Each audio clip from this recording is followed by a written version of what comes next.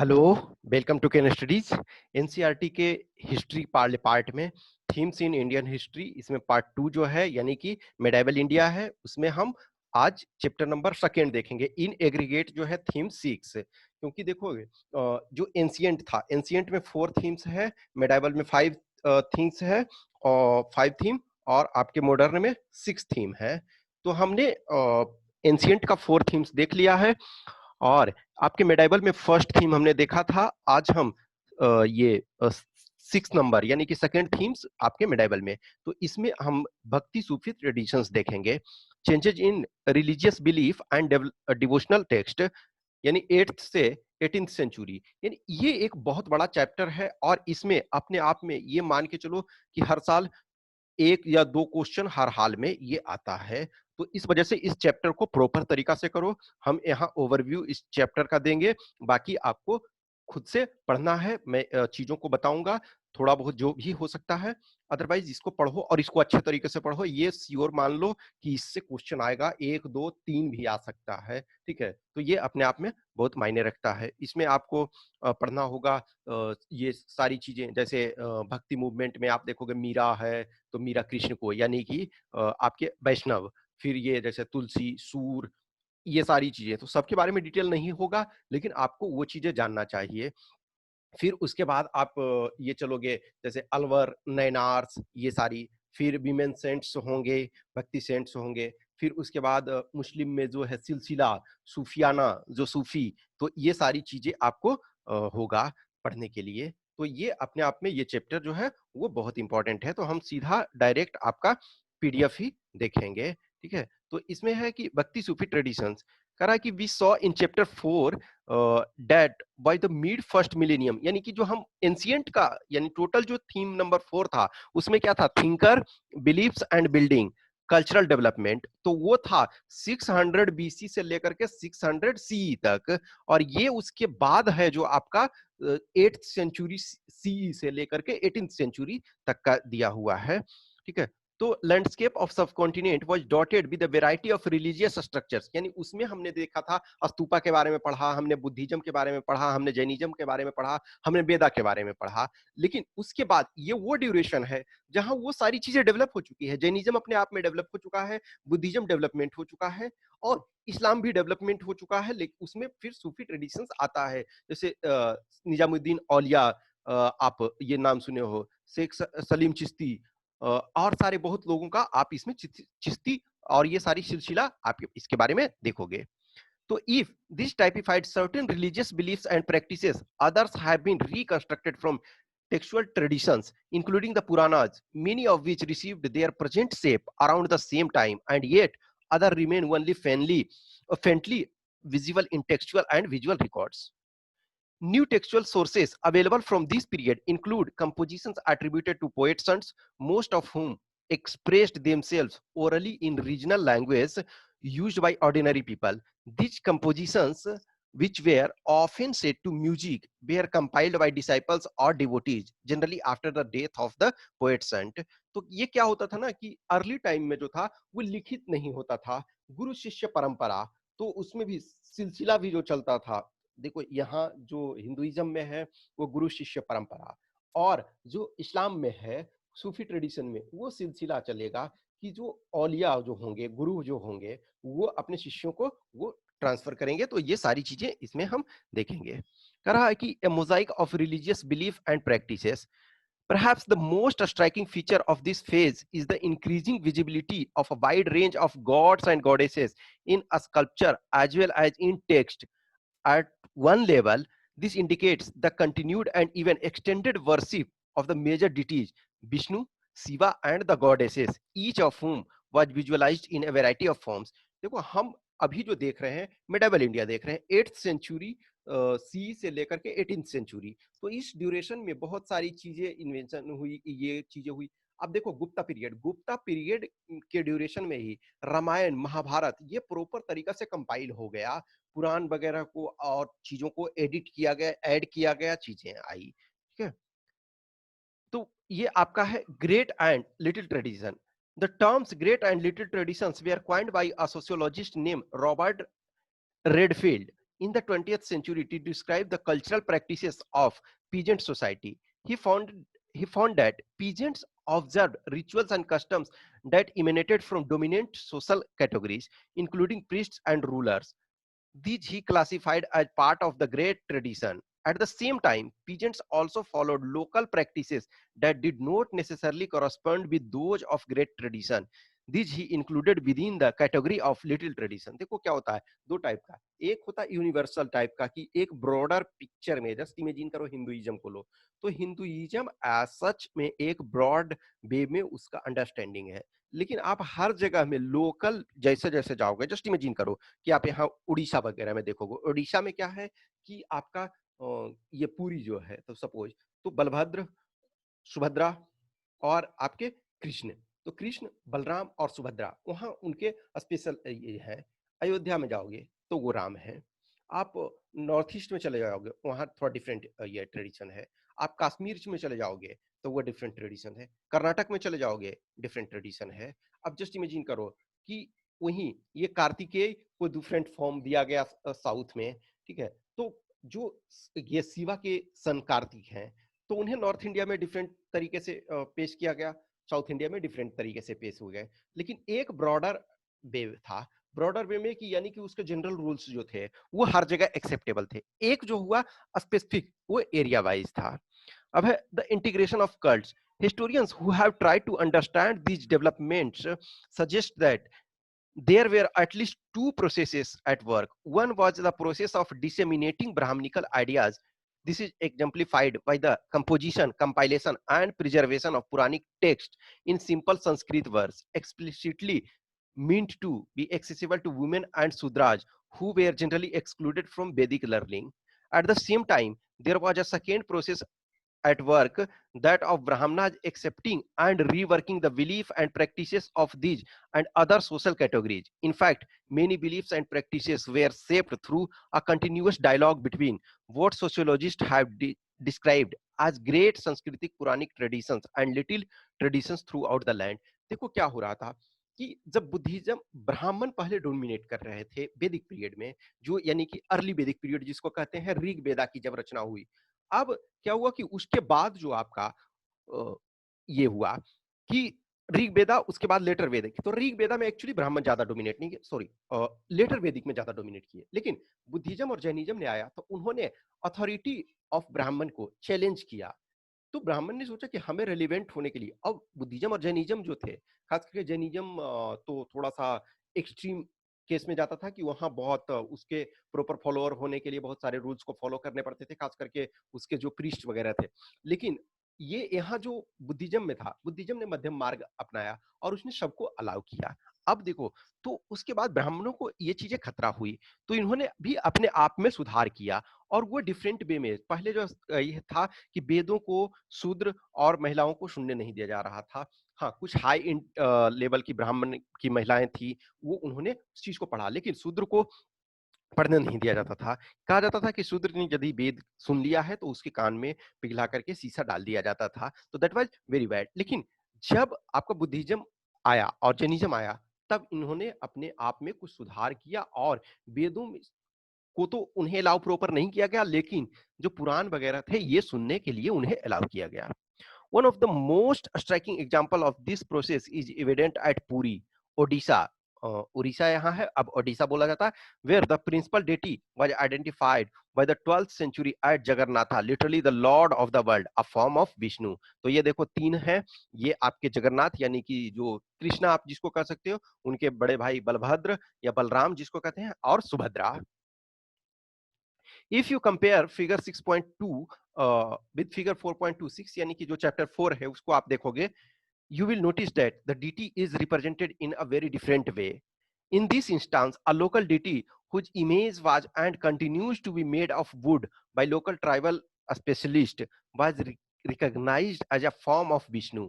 At the same time, Vishnu was visualized in a way that was very different from that in other parts of the country. तो वही चीज जो हमने बताया ना कि लोकल ट्रेडिशंस डिफरेंट डिफरेंट जो है वो लोकल प्लेसेस में डिफरेंट जगह पाए जाते हैं। तो जैसे उड़ीसा में कुछ पाया जाएगा, कर्नाटक में कुछ पाया जाएगा, ये सारी चीजें हैं। अब ये देखो, sculpture of A Buddhist goddess Marichi अब देखो बुद्धिस्ट में जनरली बुद्धिस्ट में गॉडेसेस का बहुत कम कंसेप्ट है, लेकिन ये यहाँ एक मारीची आपका ये 10th सेंचुरी बिहार में मिला है, an example of the process of integration of different religious belief and practices. Normally क्या हो रहा था कि जो आपका जो गॉडेसेस था वो हिंदू धर्म में चल रहा था, लेकिन उसमें बुद्धिस्ट ने भी एक्सेप्ट किया।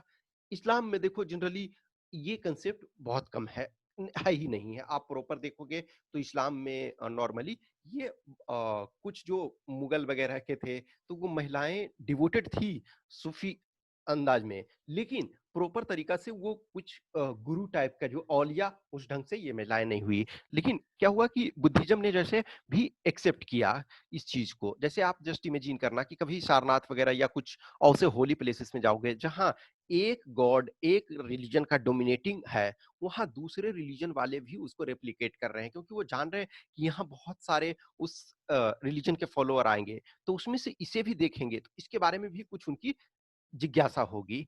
अब है डिफरेंस एंड कन्फ्लिक्ट। तो देखो ऐसा नहीं है कि कहीं ना कहीं चीजों को कुछ जो होंगी वो सिमिलरिटी होंगी, कुछ डिफरेंस होंगे, कुछ उसमें से कन्फ्लिक्ट होंगे। तो वो उसी से जब कन्फ्लिक्ट होता है तो डिफरेंट सेक्ट बनता है। जैसे आप देखोगे कि जैनिज्म में ही बुद्धिज्म में ही डिफरेंट डिफरेंट सेक्ट्स हो गए, तो अब इसमें भी जैसे शिवा विष्णु तो वैष्णव और शैविज्म, लेकिन उसमें भी देखोगे कि डिफरेंट जगह पे डिवीजन हुआ। फिर देखोगे एक टाइम था इंद्र, अग्नि, ये रुद्र, ये सोमा, ये सब गॉड थे, लेकिन फिर बाद में करके ये मार्जिनल हो गए। तो चेंजेस वहां भी होते रहे कि गॉड में भी परमानेंट वो कोई भी नहीं रहे। शुरू में इंद्र वगैरह डोमिनेट किए, बाद में फिर शिव वगैरह हुए, ब्रह्मा विष्णु महेश ये आए। फिर आपके शैविज्म वैष्णविज्म ये मेनली आपका डोमिनेट किया। उसमें भी आप देखोगे फिर विष्णु में देखो तो कृष्ण और राम के फॉलोअर आए, जैसे मीरा जो है मीराबाई, तो मीराबाई कृष्ण के फॉलोअर हुई और सूरदास भी कृष्ण के फॉलोअर हुए, लेकिन तुलसीदास जो हुए वो राम के फॉलोअर हुए। तो ये चीज है। अब poem of prayers, early traditions of भक्ति, तो देखोगे जितने भी भक्ति सेंट्स हैं, चाहे वो सूरदास हो, तुलसीदास हो, मीराबाई हो, ये सारे जो हैं वो भक्ति पोएम ये गाई थी प्रेम के, या जो जिस लेवल से, जैसे मीरा है कृष्ण को अपना पति मानती थी तो वो उस ढंग से डिवोशनल सॉन्ग। सूरदास जो है कृष्ण को बालपन में देखते हैं तो सूरदास के संबंध में वो करते हैं। तुलसीदास जो है वो रामचरितमानस की रचना किए।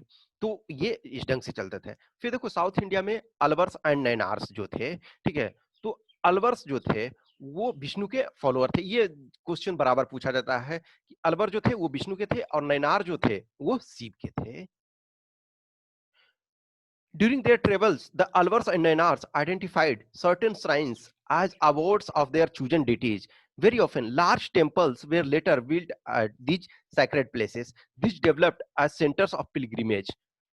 Singing compositions of these poet saints became part of temple rituals in these shrines, as did worship of the saint image. तो देखो जो भी चीजें स्टार्ट किया गया तो वो फाउंडर के द्वारा स्टार्ट किया गया, तो वहां वो अपना प्योर फॉर्म में प्रॉपर यूज करते थे।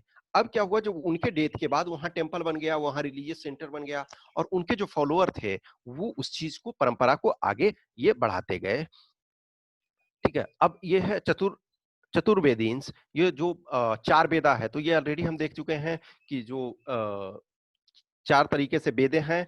फिर उसके बाद ये ब्राह्मण को वेद पढ़ने का, वेद का ये सारा अधिकार ये दिया गया। ठीक है, तो कहा जाता है ना कि जो चारों वेद हैं, ऋग्वेद, सामवेद, यजुर्वेद और अथर्ववेद, ये विष्णु ने दिया है ह्यूमैनिटी को। नेक्स्ट है attitude towards caste. Some historians suggest that the Alvars and Nayanars initiated the movement of protest against the caste system and the dominance of Brahmanas, or at least attempted to reform this system. To some extent, this is corroborated by the fact that Bhaktas hailed from diverse social backgrounds, ranging from Brahmana to artisans and cultivators, and even from caste considered untouchables. यानी जो अलवर नैनार्स जो थे वो south के जो थे, तो उन्होंने क्या किया कि ये ट्राई किया कि जो कास्ट सिस्टम है उसे ब्रेक किया जाए, एटलीस्ट यदि होल सोसाइटी में वो चेंज लाने के लिए एबल नहीं हुए, तो कम से कम अपने वो जो कुछ लिमिटेड जो उनके थे, उनके कल्ट थे, उसमें उन्होंने सबको समाहित किया कि ब्राह्मण भी थे और जो आर्टिजन्स थे, ट्रेडर्स थे, बिजनेसमैन थे और बहुत सारे वो शूद्र भी थे, अनटचेबल भी थे। The importance of the traditions of the Alvars and Nayanars was sometimes indicated by the claim that their compositions were as important as the Vedas. For instance, one of the major anthologists of compositions by the Alvars, the Nalaira, Nalaira आपका Divya Prabandham was frequently described as Tamil Veda, thus claiming that the text was as significant as the four Veda in Sanskrit that were cherished by the Brahmana. तो देखो वो जो हमने देखा ना कि एक यूनिवर्सल है और एक जो आपका रीजनल बेसिस पे, तो अलवर और नयनार ने जो रचनाएं की तो वो साउथ इंडिया के लिए जो उसके फॉलोअर्स थे वो उनके लिए एक जो वेदा के टाइप के ही ये चीजें हुई। अब है वुमेन डिवोटीज, तो कुछ कुछ जो हुए वो वुमेन डिवोटीज भी हुए, तो इनके बारे में समटाइम ये आपके नेम वगैरह भी ये पूछे जाएंगे। ठीक है, तो अब अडेमन, तो ये सारी चीजें आप पढ़ोगे। अब है रिलेशंस विद द स्टेट, तो स्टेट देखो बहुत सारे जो भी रिलीजन हुए, चाहे आप बुद्धिज्म देखो, जैनिज्म देखो, तो स्टेट का भी पैट्रोनेज मिला। बुद्धिज्म के एक्सपेंशन का ये कारण था कि तब का जो दो सबसे शक्तिशाली राज्य था, मान के चलो मगध और कौशल, तो मगध और कौशल दोनों से बुद्ध का रिलेशन था। तो जब दो शक्तिशाली राज्य, जो सबसे जो दो शक्तिशाली राज्य थे, उसमें बुद्धिज्म को प्रॉपर पैट्रोनेज मिला। तो जब प्रॉपर पैट्रोनेज मिलेगा तो उसमें क्या है, किंग भी उसे प्रमोट करेंगे इन द सेंस है कि लोगों को भी मोटिवेट करेंगे। दूसरा उसके बाद रिसोर्सेस जो वेल्थ है वो प्रोपेगेशन के लिए दिया जाएगा। वी सॉ इन चैप्टर 2, यानी कि जो एंशिएंट में हमने देखा, that there were several important chiefdoms in the Tamil region in the early first millennium CE. From the second half of the first millennium, there is evidence for states, including those of the Pallavas and Pandyas, यानी कि 6th century to 9th century CE. While Buddhism and Jainism had been prevalent in this region for several centuries, drawing support from merchants and artisans communities, these religious traditions received occasional royal patronage.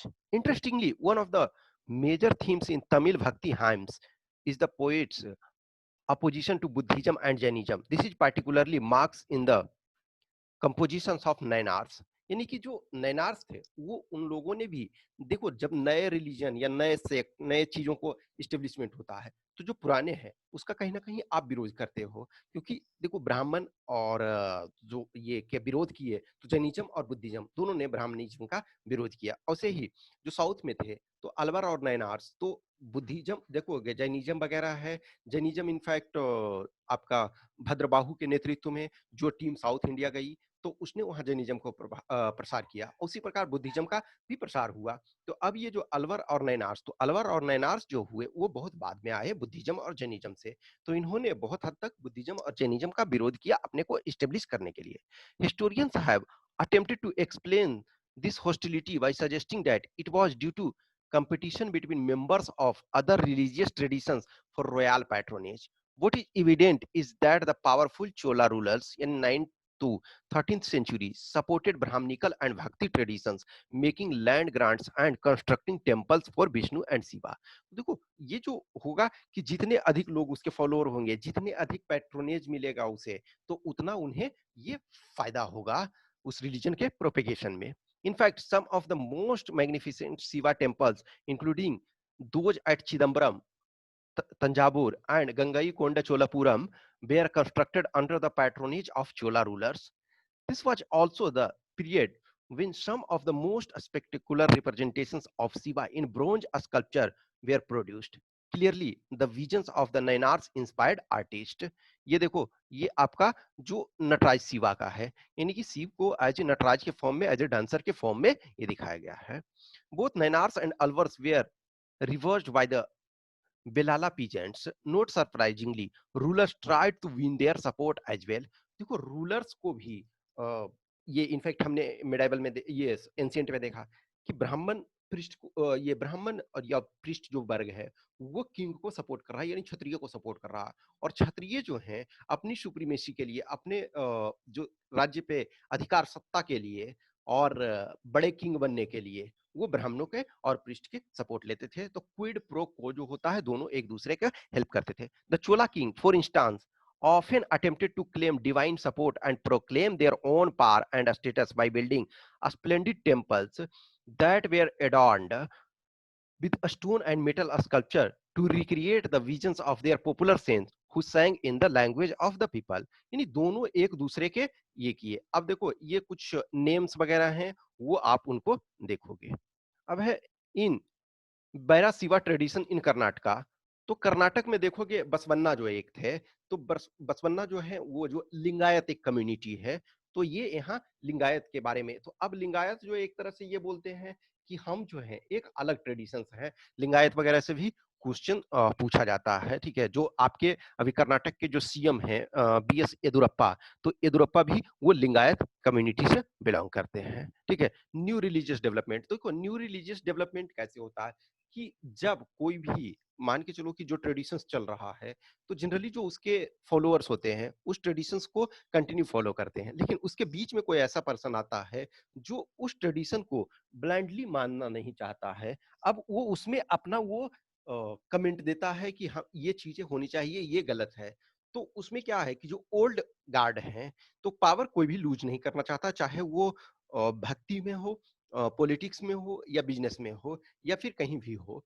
तो उसमें से क्या हुआ, cents वगैरह में भी जो ये भक्ति वगैरह भी चल रहा था, जो ये रिलीजियस मूवमेंट्स भी चल रहा है, उसमें भी लोग ये जब आते हैं तो एक कोई ऐसा है जो उस चीज को, ट्रेडिशंस को नहीं मानने वाला, लेकिन वो लॉजिक के थ्रू अपने बहुत सारे लोगों को अपने में मिला लेता है।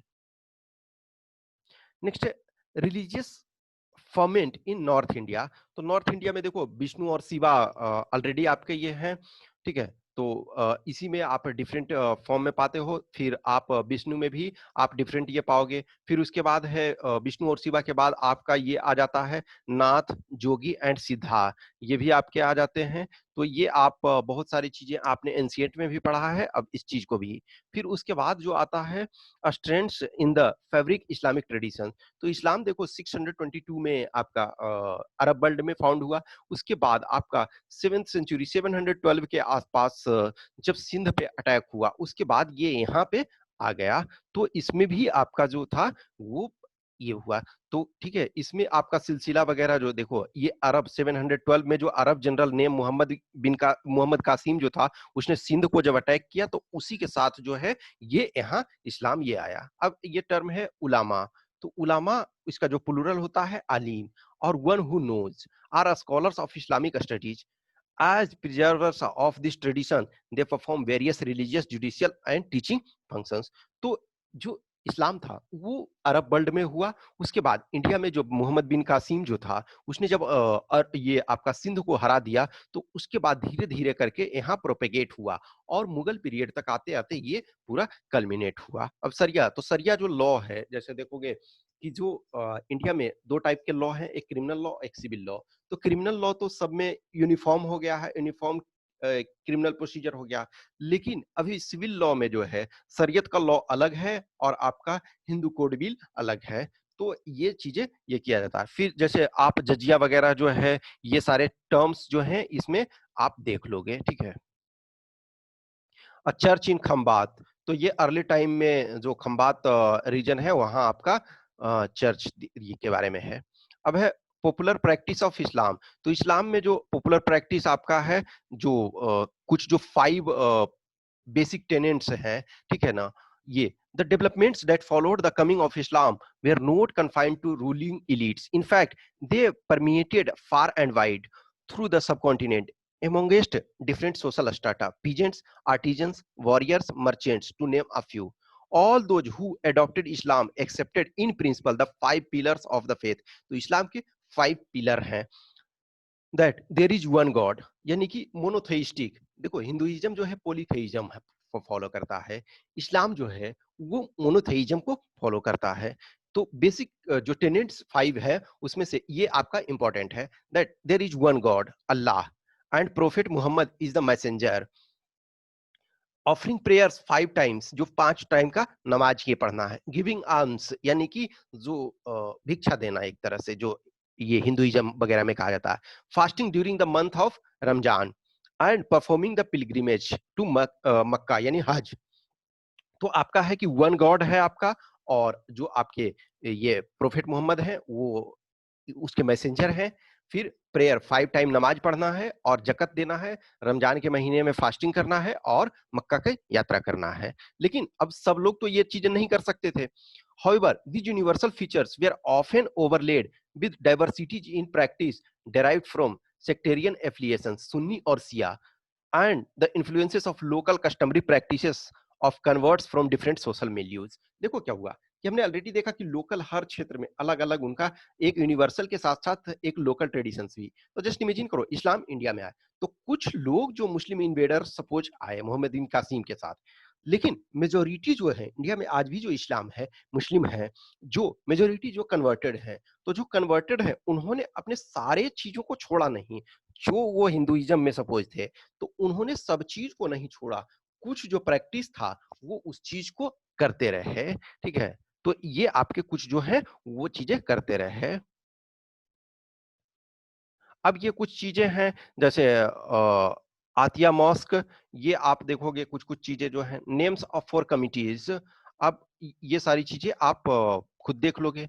अब है ये मेन हमारे लिए ये चीजें एक इंपॉर्टेंट है, ग्रोथ ऑफ सूफी। तो सूफी में ये खानका एंड सिलसिला, ये आप देखोगे खानका जो ये है आपका, ये खानका और सिलसिला, ये फिर है सूफीज्म एंड तवस्सुफ, ये टर्म्स को आप देख लोगे। तो खानका and by the 11th century, Sufism evolved into a well-developed movement with a body of literature on Quranic studies and Sufi practices. Institutionally, the Sufis began to organize community around the hospice of Khanqa, Persian, controlled by a teaching master known as Sheikh in Arabic, Pir or Mursid in Persian. He enrolled disciples, Murid, and appointed a successor in Khalifa.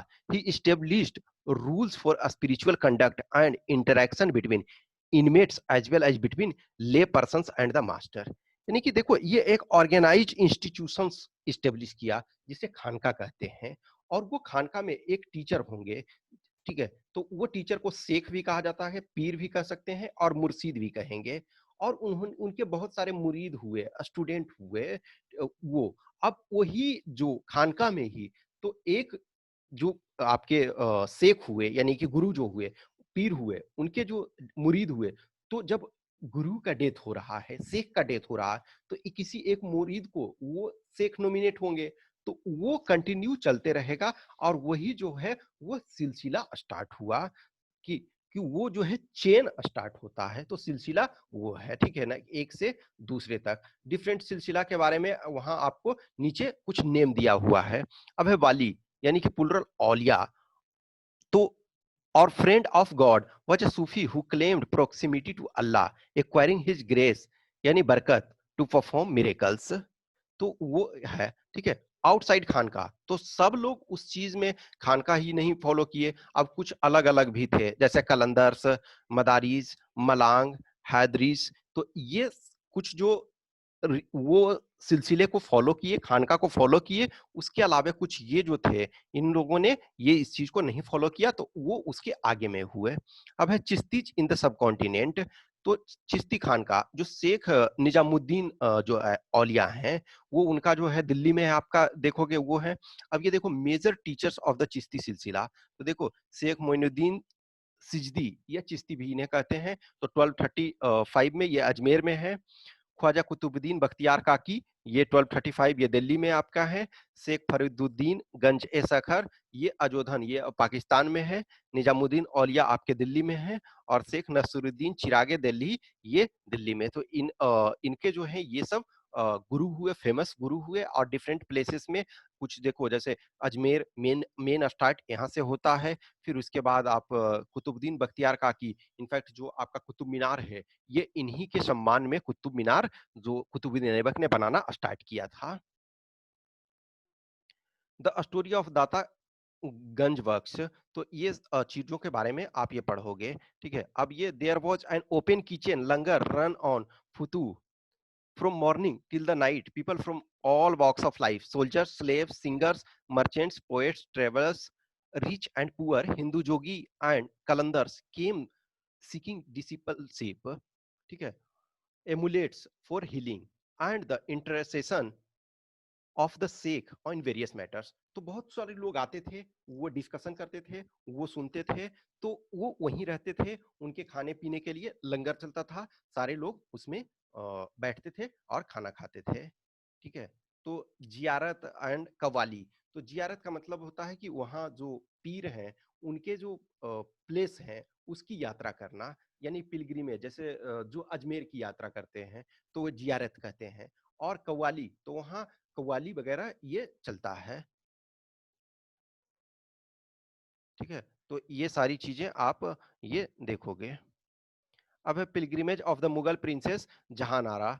तो ये जहानारा जो Mughal princess हैं वो उनके बारे में दिया हुआ है।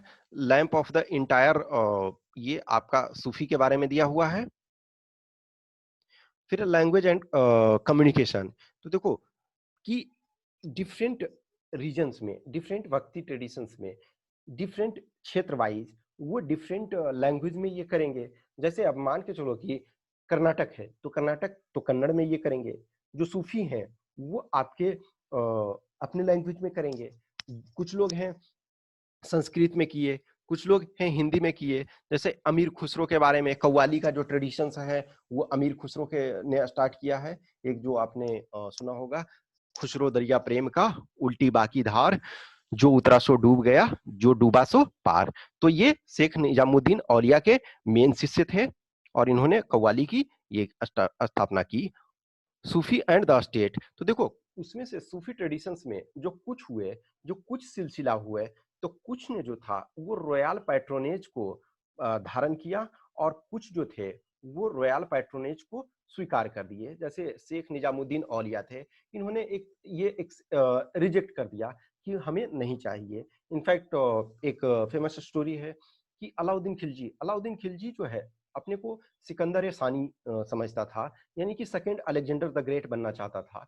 तो उसने ये बोला कि हम मिलना चाहते हैं निजामुद्दीन औलिया से। तो उसने निजामुद्दीन औलिया के पास जाकर के अलाउद्दीन खिलजी का एक सेवक ने बोला कि बादशाह आपसे मिलना चाहते हैं। तो बोला कि कौन सा बादशाह, मैं किसी बादशाह को नहीं जानता, मैं सिर्फ एक ही बादशाह को जानता हूँ और वो जो है वो ऊपर अल्लाह है। ठीक है। तो अलाउद्दीन खिलजी के लिए ये था कि चलो, बोला ठीक है वो नहीं आएंगे हम खुद मिलने जाएंगे। तो निजामुद्दीन औलिया ने बोला कि ऐसा है कि वो एक दरवाजे से आएगा तो हम दूसरे दरवाजे से बाहर निकल जाएंगे। तो कहीं ना कहीं ऐसे लोग जो थे कि उन्होंने रॉयल पैट्रोनेज को एक्सेप्ट नहीं किया और कुछ ऐसे थे जिन्होंने पैट्रोनेज को एक्सेप्ट किया। अब ये जैसे इसमें देखो है Sufi and the state. Other Sufi such as the Suhrawardi under the Delhi Sultans and the Naqshbandi under the Mughals were also associated with the states. However, the modes of their association were not the same as those of the Chishtis. In some cases, Sufi accepted courtly offices. Sorry, तो कुछ जो थे वो उन्होंने accept किया और कुछ ने नहीं एक्सेप्ट किया। जैसे यहाँ देखोगे ना कि over there were instances of conflict between the sultans and the Sufi. To assert their authority, both expected that certain rituals be performed, such as prostration and kissing of the feet. Occasionally, the Sufi sects was addressed with the high-sounding titles. For example, the disciples of Nijamuddin Aulia addressed him Sultan ul mashaikh, literally sultan amongst sheikhs. यानी कि ये जो निजामुद्दीन औलिया थे वो झुकने के लिए तैयार नहीं थे कि मैं किसी बादशाह को नहीं मानता हूँ जो वर्ल्डली ऑर्डर का है, किसी सुल्तान को नहीं मानता हूँ, मेरे लिए जो बादशाह एक है वो सुप्रीम अल्लाह ही है। और कुछ देखोगे सोहरावार्दी वगैरह है, नक्शबंदी है, इन्होंने स्टेप पैट्रोनेज एक्सेप्ट किया और इसमें से बहुत सारे लोग जो थे वो राज्य में हाई ऑफिस भी ज्वाइन किए। जैसे आप देखोगे जो जोधा अकबर मूवी वगैरह जो देखोगे तो मौलाना मोहतरम सदर अदासी साहब जो हैं तो वो ये चाहते, इनफैक्ट सत्ता में वो बहुत अधिक भागीदारी भी ये चाहते थे। अब है डिक्लाइनिंग ए रॉयल गिफ्ट। तो एक जैसे ये शेख निजामुद्दीन औलिया के पास है, तो ये एक स्टोरी है कि एक जाता है एक बादशाह का।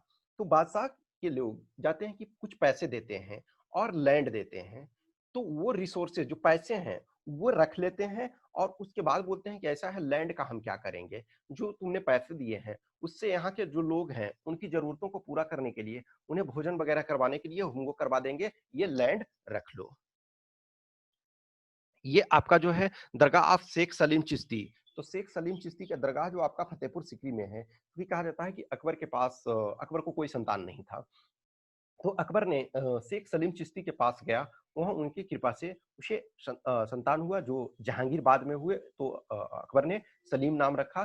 तो वहाँ उसने फतेहपुर सीकरी को इनफैक्ट कुछ दिनों के लिए अपनी राजधानी भी बनाया और वहाँ शेख सलीम चिश्ती की दरगाह भी बनाया। अब नेक्स्ट है new devotional paths, dialogue and dissent in northern India. तो नदर्न इंडिया में देखोगे कबीर, तो कबीर जो आपके होते हैं, कबीर जो 14th-15th सेंचुरी में है, तो वो निर्गुणवादी होते हैं, यानी कि न तो वो राम को मानते हैं न तो कृष्ण को मानते हैं।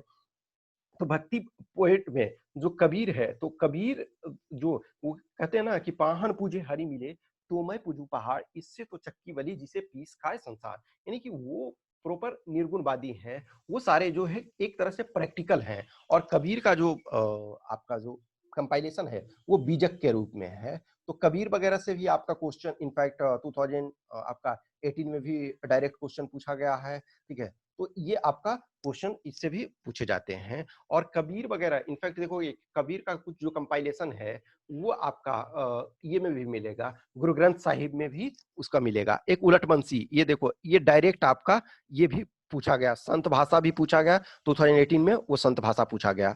Kabir's poem has survived in several languages and dialects and some are composed in a special language of Nirgun poets, the Sant Bhasa. Others known as Ulatbansi, upside down saying, are known written in a form in which everyday meaning are inverted. जैसे एक होता है ना, कबीर दास जी की उल्टी बानी, बरसे कंबल भींगे पानी।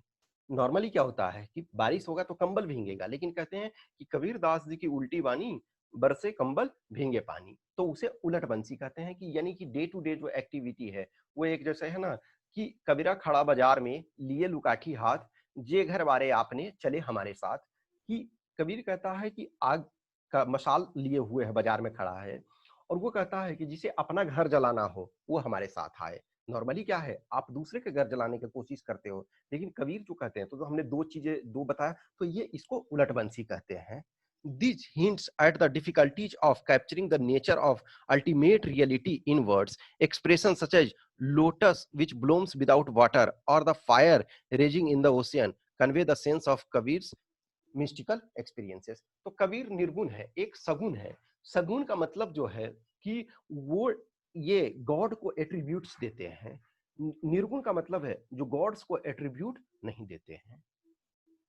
Also striking is the range of traditions Kabir drew on to describe the ultimate reality. This includes Islam. He described the ultimate reality as Allah, खुदा, हजरत एंड पीर। तो ये जो है ना कि कबीर कहते हैं कि ऐसा नहीं है कि कोई एक है, वो सब जो है वो वही है। He also used terms drawn from Vedantic tradition, अलख, the unseen, निराकार, formless, Brahman, Atman, etc.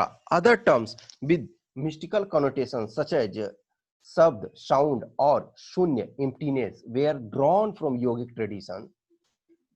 Diverse and sometimes conflicting ideas are expressed in these poems.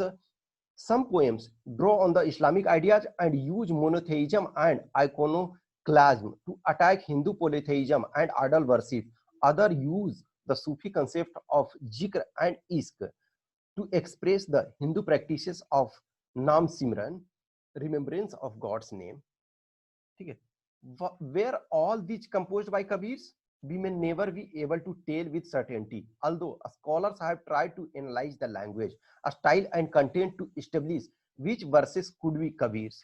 What this rich corpus of verses also signifies is that Kabir was and is to the present a source of inspiration for those who questioned entrenched religious and social institutions, idea and practices in their search for the divine. कहते हैं कि कबीर जो है वो पढ़े लिखे नहीं, कि कागज कभी छुओ नहीं, मसीह लगे ना हाथ।